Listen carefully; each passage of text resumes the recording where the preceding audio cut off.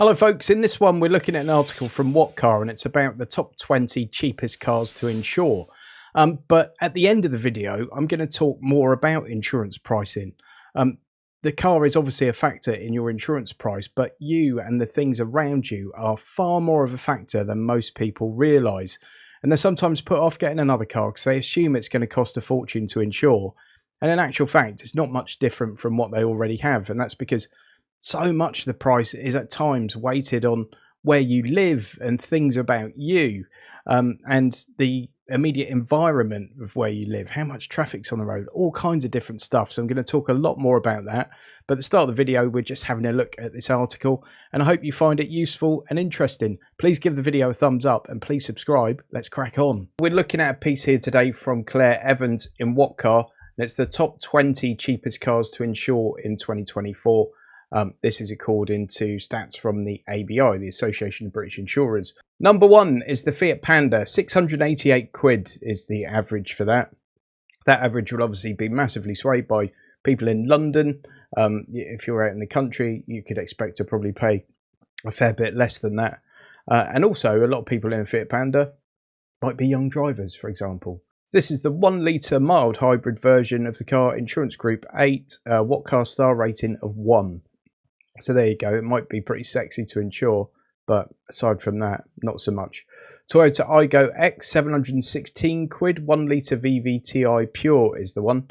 16 grand new for one of those cars, Insurance Group 5. Number 3 is the Kia Picanto, 730 quid. It's the 1 litre 2 spec. I don't know why the 2 is, maybe there's not a 1. Maybe that's why. 14.5 grand for one of those. And Insurance Group 3, which is pretty good. What Car star rating of 3. Number 4, surprisingly, is the Hyundai i10, basically the same car as the Kia Picanto. 15.5 for one of those, the 1 litre Advance. Number 5 is the Dacia Duster, 768 quid to insure. So that's by far sort of the biggest car you're going to get with cheap insurance. And, you know, the fact that the new price on the car is 19 grand probably helps that. Gone are the days of a Dacia being sub 10, aren't they? It is, however, still Insurance Group 19. What Car star rating of 5 on the Dacia Duster. Number 6, the Seat Ibiza, and it's the 1 litre TSI 95 SE. So that's the lowest power version of the car. 19,725 quid for one of those. What Car star rating of 4. I love the Ibiza. I think it's a brilliant little car, and I think they look great. In fact, Seat cars in general, I think, have got a lot going for them. And I think they should get a little bit more love. Number 7 is a Dacia Sandero, 843 quid. List price on a Sandero now is nearly 14 grand. It's the 1 litre TCE Essential. What Car star rating of 4. Oh, I suppose for the money, but... Fiat 500, £906 on one of those. It's a 1 litre hybrid, 16,800 quid. Insurance Group 10, What Car star rating of 2. Volkswagen Polo, 929 quid against the 1 litre 80 Life, so it's base spec, unsurprisingly. 21 grand, What Car star rating of 4. Number 10 is the Hyundai i30. I think it's a great car, the i30. If you're looking at an Astra or a Focus, that kind of car, go and check out an i30 as well, because you might be surprised. This is the 1 litre TGDI SE Connect.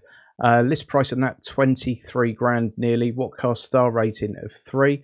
I'm not going to go through all these because it's going to get a bit boring, but number 11 Skoda Fabia, 12 Seat Leon, Renault Clio, Kamiq, Peugeot 2008, Seat Arona, Kia Stonic, Volkswagen Taigo, Skoda Scala, Seat Ateca. Ateca's a great car. Again, you know, very, very good car. I've done a separate video about car insurance, by the way, and I'll put a link to it at the end of this video and up here somewhere. But there are some things that you can do to try and improve your premium, certainly when it comes up to renewal time. Things like really looking at the mileage you do.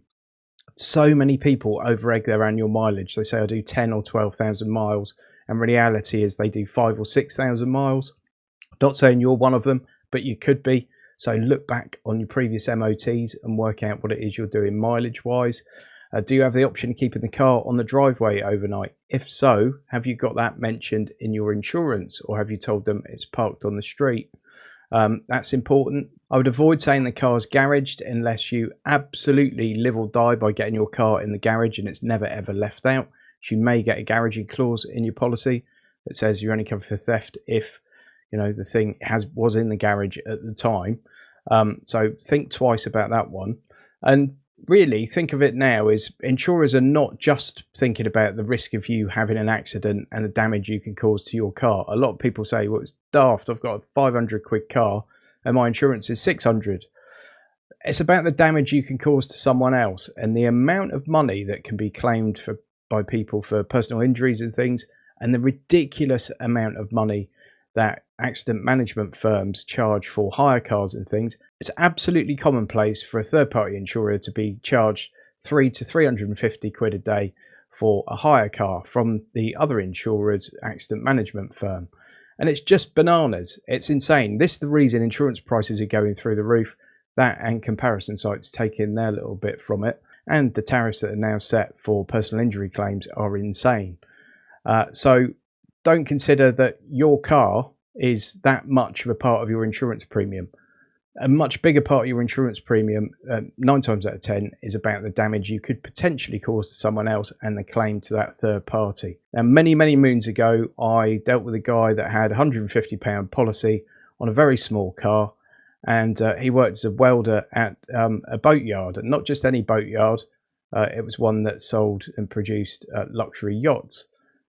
He decided to weld his petrol tank one day, and that £150 policy paid out over £250,000 in damages. So that's a massive part of it. And also now we've got this craziness of people stripping cars when they're parked. So cost of replacement parts is huge. Availability of replacement parts can be tricky. So this is a new threat that's relatively new. People have been stealing catalytic converters for a little while, but people are now coming and taking the front end off a car while it's parked, or removing the engine.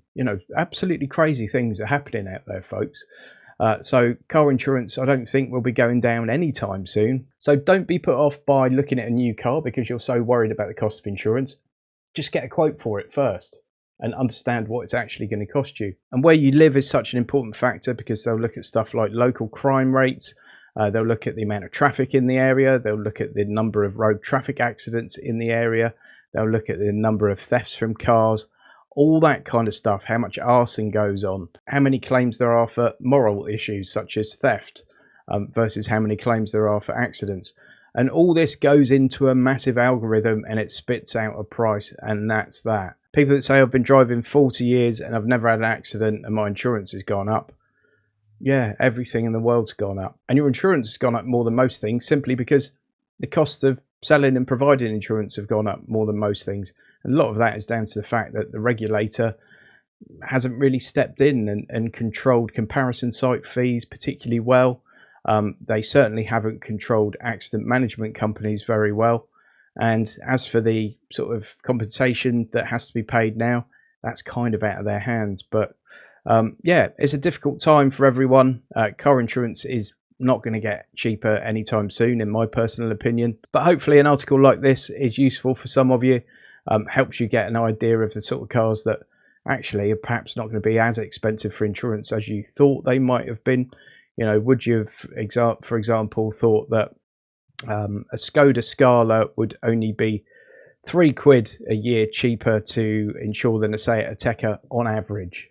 Just remember, on average. Sorry if I rambled on there, folks. I get very emotive about this sort of stuff. For those of you that don't know, I spent 25 years in the insurance industry, the last part of the time as managing director of an insurer in London.